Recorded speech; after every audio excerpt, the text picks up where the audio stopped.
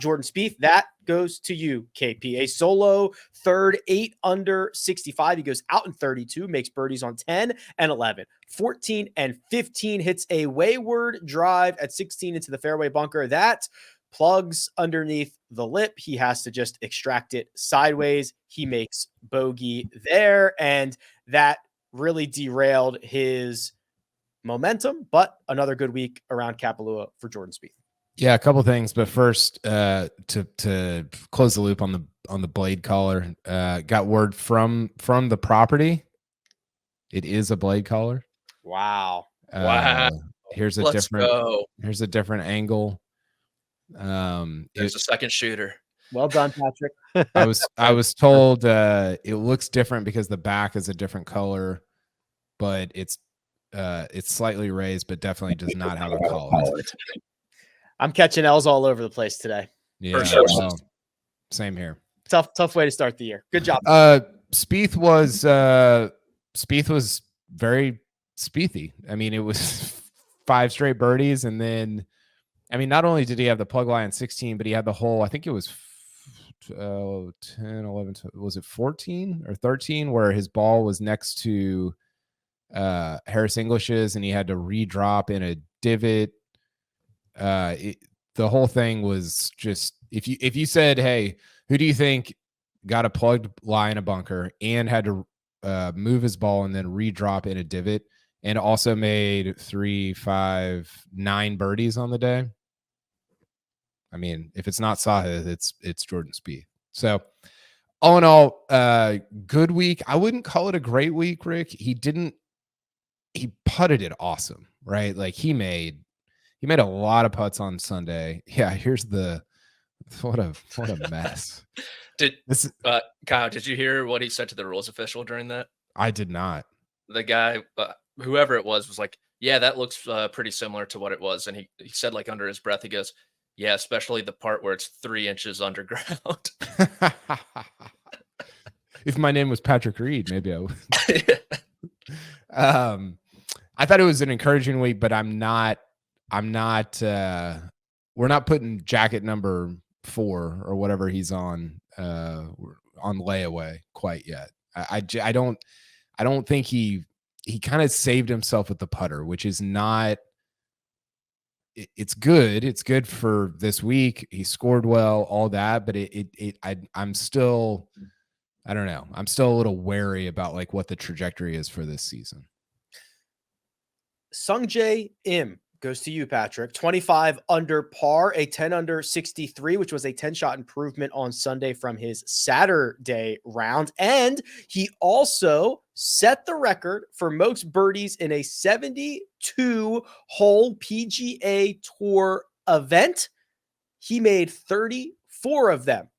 Didn't win, so obviously there were some bogeys and other things out there. 7 bogeys and a double. Clean that up. He runs away with this thing by a million shots. Imagine making 34 birdies in a tournament and not even sniffing the trophy. I mean, it was a great finish, obviously, but he never really had a chance to win this tournament.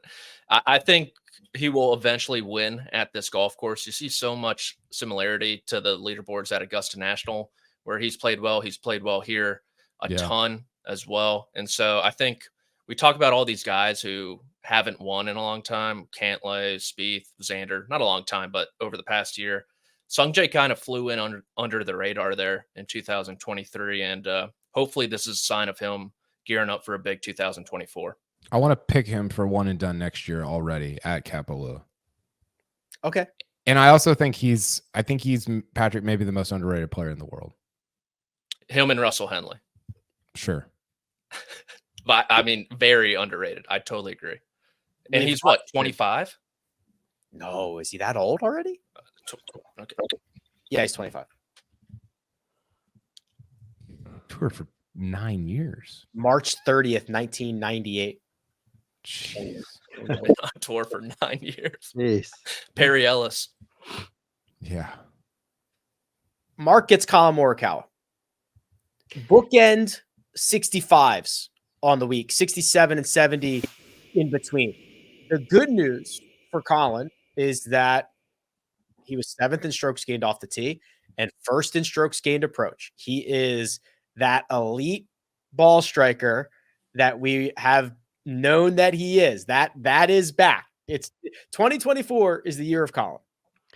I can go there. I know I'd been critical last year in 23 where I felt like just the way the ball was being struck, I felt like the numbers were belying just the quality of the hitting. And you could see he was working very hard on the thing all of the time. And there was a lot of time taken between shots. And turns out then he and his longtime coach, lifelong coach, Rick Sessinghouse, they break up over the Christmas vacation. But he just looks a whole lot more decisive to me. The little bit I saw of him play, the golf swing's the same. I feel like the cadence is gorgeous. The ball striking is there. I'm enjoying the counterbalance look in the putter. It looks to me like he's swinging that with a whole lot more freedom. And for me, that's kind of always the separator with Collin.